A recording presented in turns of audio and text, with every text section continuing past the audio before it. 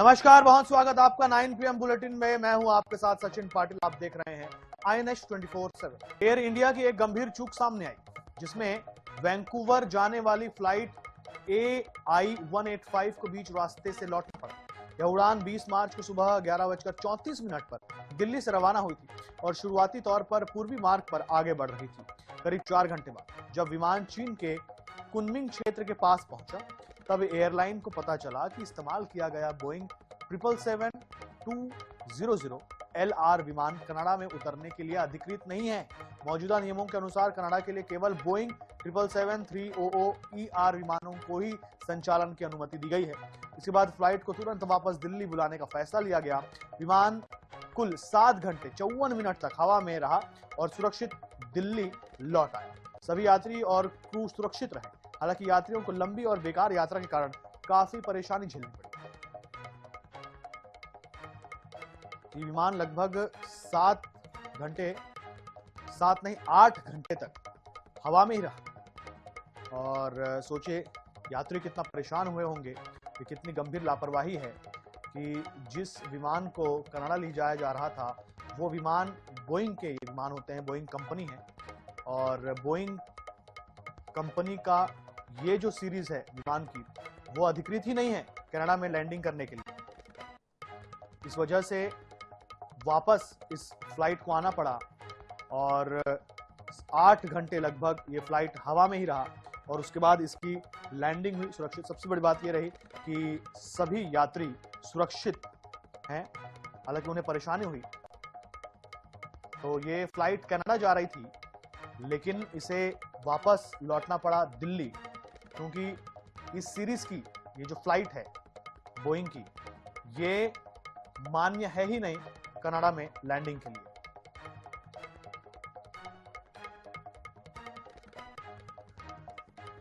छत्तीसगढ़ में खेल के मैदान पर भी अब सियासत का मुकाबला शुरू हो गया है। बस्तर ओलंपिक के बाद अब सरगुजा ओलंपिक की शुरुआत हुई है। मकसद बताया जा रहा है ग्रामीण प्रतिभाओं को मंच देना, लेकिन आयोजन शुरू होते ही आरोप प्रत्यारोप का खेल भी तेज हो गया है। कांग्रेस सवाल उठा रही है तो सरकार पलटवार कर रही है। रिपोर्ट देखिए।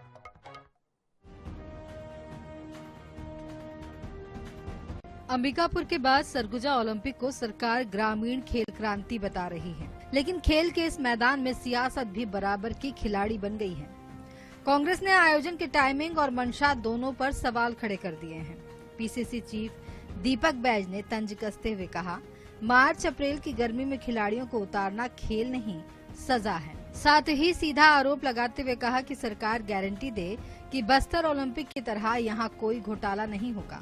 कांग्रेस के आरोप पर सीएम विष्णुदेव साय ने पलटवार किया। सीएम ने कहा कि जिन पर खुद 5 साल तक प्रदेश को लूटने का आरोप है, वही अब नसीहत दे रहे हैं।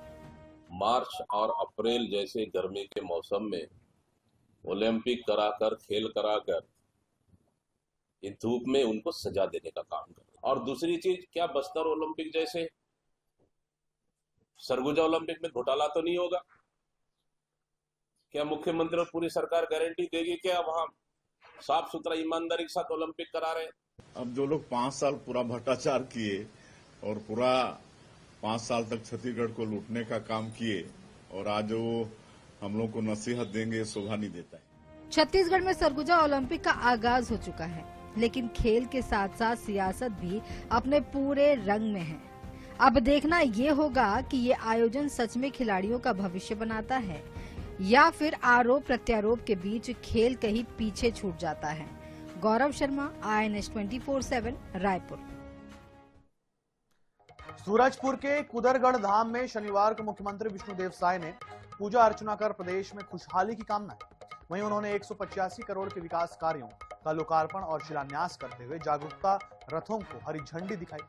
सीएम ने मंच से मां कुदरगढ़ी के जयकारे के साथ कहा कि मां के आशीर्वाद से आज बस्तर जैसे पिछड़े जगहों का भी विकास हो रहा है। वहीं मीडिया से चर्चा करते हुए मुख्यमंत्री विष्णुदेव साय ने कहा कि धाम का रोपवे और अन्य योजनाओं को शक्तिपीठ योजनाओं में जोड़कर बजट में प्रावधान किया गया है, जिससे इस धाम का स्वर्णिम विकास होगा।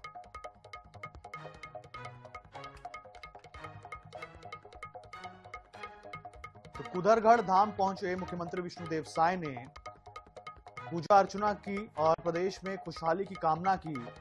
185 करोड़ के विकास कार्यों का उन्होंने लोकार्पण और शिलान्यास किया और उन्होंने कहा कि मां के आशीर्वाद से विकास हो रहा है। कुदरगढ़ धाम पहुंचे मुख्यमंत्री विष्णुदेव साय, उन्होंने यहां पूजा अर्चना की मां की और प्रदेश के लिए खुशहाली की कामना की, सभी स्वस्थ रहें, सभी अच्छे रहें और उन्होंने कहा कि भाई मां के ही आशीर्वाद से ऐसे क्षेत्रों का विकास हो रहा है। उन्होंने 185 करोड़ के विकास कार्यों का लोकार्पण और शिलान्यास भी किया।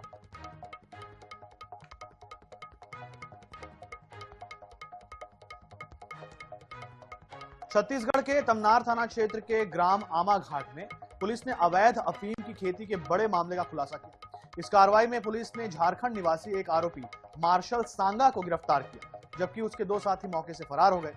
साथ ही पुलिस ने खेतों से हजारों की संख्या में अफीम के पौधे और तैयार अफीम जब्त की।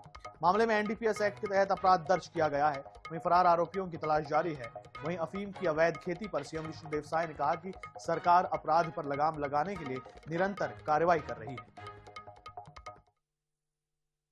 कल जब ये सूचना मिली थी तो पुलिस की टीम मौके पर पहुंची और एफएसएल की टीम को बुलाया गया और इसकी पुष्टि हुई कि अफीम का ही पौधा है, तो फिर उसकी जब्ती की कार्रवाई की गई, जिसमें 60,326 नग पौधे मिले और 2877 केजी उसका जो वजन आया और जो प्रोसेस करके बनाया गया था उस अफीम का 3 केजी मात्रा जो हम लोगों ने जब्त किया।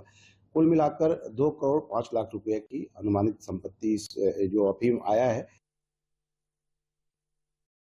कोई भी अपराध जो हो रहे हैं छत्तीसगढ़ के अंदर में पिछले 2 वर्षों में आप लोग भी अनुभव कर रहे हैं कि सख्ती से सरकार कार्रवाई कर रही है और किसी भी तरह का अपराध हो, चाहे अफीम की खेती हो, चाहे कोई भी तरह का अपराध हो और सख्ती से कार्रवाई सरकार करेगी। छत्तीसगढ़ में अफीम की अवैध खेती के लगातार होते खुलासों ने अब सत्ता पक्ष और विपक्ष के बीच जुबानी जंग तेज कर दी। दुर्ग, बलरामपुर और तमनार में जो अफीम मिली उसकी फसल पर अब प्रदेश कांग्रेस अध्यक्ष दीपक बैज ने सरकार को आड़े हाथों लिया है। INA से चर्चा करते हुए दीपक बैज ने सीधा आरोप लगाया कि प्रदेश में अफीम की खेती भाजपा नेताओं के संरक्षण में फल फूल रही है। इसके साथ ही दीपक बैज ने घोषणा की कि अब कांग्रेस कार्यकर्ता खुद मैदान में उतरेंगे और प्रदेश भर में अफीम की अवैध खेती को ढूंढकर उसका पर्दाफाश करेंगे।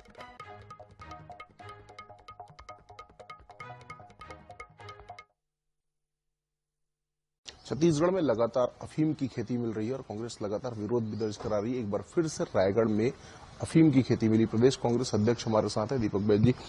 ये लगातार अफीम की खेती मिल रही है, शासन का ये कहना है कि हम पतासाजी करवा रहे तब खेती का खुलासा हो रहा है। आप लोग लगातार आरोप लगा रहे हैं कि अफीम की खेती हो रही, हो क्या रहा है? देखिए, वास्तव में लगातार जिस तरह से दुर्ग में 10 एकड़ से अधिक खेत में अफीम का खेती करना, फिर बलरामपुर में 2 जगह पर, अब रायगढ़ के तमनार में, मतलब वास्तव में इस छत्तीसगढ़ के लिए गंभीर और चिंताजनक है, क्योंकि छत्तीसगढ़ के इतिहास में पहली बार कि भारतीय जनता पार्टी की सरकार के संरक्षण में अफीम की खेती की जा रही है। और वो खेती कौन? भारतीय जनता पार्टी के प्रमुख नेता खेती कर रहे हैं। और सरकार चाहती है कि छत्तीसगढ़ को नशे का गढ़ बनाए ताकि युवा बेरोजगार सरकार से रोजगार नौकरी न मांग सके। और ये तो जनता की जागरूकता है जो लगातार अफीम की खेती जहां हो रही है वो पुलिस को सूचना देकर उस पर कार्रवाई के लिए वो बकायदा सूचना दे रहे हैं। ये लेकिन धान की खरीदी हुई तो गिरदावरी कराया गया था, सबसे जानकारी मांगी गई थी, तब इस तरह के खुलासे क्यों नहीं हुए? देखिए, अफीम की खेती मैं समझता हूं कि 8 दिन में तो आप बीज लगा लो और फल लग जाए, संभव नहीं है। ये तो 3 से 4 महीने, मुझे लगता है अनुमानित 3 से 4 महीने में इसका खेती बीज से फल तक लगता होगा समयावधि। जब आप धान के जनवरी लास्ट में, मतलब फरवरी 2 तारीख को धान खरीदी का समाप्त होता है अंतिम तिथि, और उसके बाद आप बकायदा खेतों में जाकर गिरदावरी कर रहे हो, अफीम की खेती आपको नहीं दिखती है। इसका मतलब सरकार को सब पता था कि अफीम की खेती हो रही है और कहीं न कहीं सरकार के संरक्षण में ही अफीम की खेती हो रही है। लेकिन अब हल्ला ज्यादा हो गया, लगातार पकड़ा रहे हैं, तो सरकार मजबूरी में उसको कार्रवाई कर रही है। सरकार के संरक्षण में ही ये अफीम की खेती की जा रही थी। तो सरकार के संरक्षण में अफीम की खेती की जा रही है और लगातार गिरदावरी के बाद भी अफीम की खेती अगर नजर नहीं आई तो संरक्षण था, इसलिए नहीं। इस बात को दीपक बैज कहते नजर आ रहे हैं। कैमरामैन मलकित सिंह गिल के साथ गौरव शर्मा, i24/7 रायपुर। आगर मालवा में पुष्पा फिल्म की तर्ज पर तस्करी करने वालों पर पुलिस ने बड़ी कार्रवाई की। आगर कोतवाली पुलिस ने 6 क्विंटल 13 किलो डोडा चूरा के साथ एक आरोपी को गिरफ्तार किया। जब्त नशे के सामान की कीमत 1 करोड़ 22 लाख रुपए है।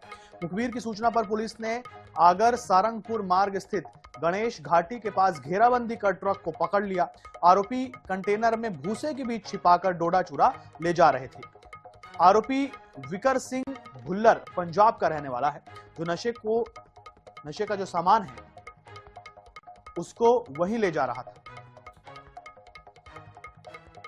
मुखबिर की सूचना पर थाना प्रभारी और उसकी टीम को ये बताया गया कि एक कोई ट्रक है जिसके अंदर इस तरह का अवैध रूप से मादक पदार्थ लेके जा रहे हैं, जो पंजाब की ओर लेके जाएगा। तो गणेश घाटी के पास इसको रोका और इसकी तलाशी ली गई। तो इसके अंदर सामान्य देखने में इसमें डीओसी थी, लेकिन जब उससे अच्छे से पूछताछ की, ट्रक की जब तलाशी ली गई तो उसमें 6 कुंटल 13 किलो 600 ग्राम जो इसका तोल किया गया तो डोडा चूरा निकला। इसमें ट्रक भी है। जो डोडा चूरा, इसकी कीमत लगभग 1 करोड़ 22 लाख रुपए के आसपास है और इसके साथ ट्रक है, मोबाइल और ये सब जब्त किया गया।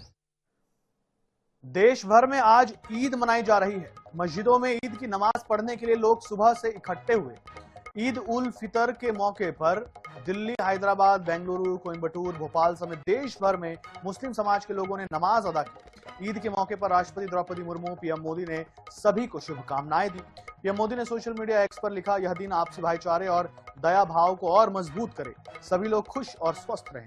पश्चिम बंगाल की मुख्यमंत्री ममता बनर्जी और टीएमसी सांसद अभिषेक बनर्जी कलकत्ता खिलाफत समिति के ईद उल फितर समारोह में शामिल हुए। 5 तस्वीर आपको दिखा रहे हैं। आपको हम अलग अलग शहरों की तस्वीर दिखा रहे हैं। ये देखिए, दिल्ली की तस्वीर है पहली, उसके बाद नीचे आप देख रहे हैं कोयम्बटूर तमिलनाडु की तस्वीर है, बीच में जो आप देख रहे हैं ये भोपाल की तस्वीर है, हैदराबाद, कोलकाता। प्रधानमंत्री नरेंद्र मोदी ने भी एक्स पर पोस्ट कर ईद की बधाई दी और मुख्यमंत्री ममता बनर्जी के बारे में हमने आपको बताया और सांसद अभिषेक बनर्जी दोनों ने भी शुभकामनाएं दी। और भारत में आज यानी कि शनिवार को ईद मनाई गई। सबसे पहले अफगानिस्तान में मनाई गई। भाईचारे का ये पर्व आज भारत में धूमधाम से मनाया गया। बड़ी संख्या में मुस्लिम समाज के लोग नमाज अदा करने के लिए घर से बाहर निकलते हैं। ये खुशियों का त्यौहार होता है। दुनिया से जुड़े रहने के लिए देखते रहिए i24/7। मुझे दीजिए इजाजत। नमस्कार।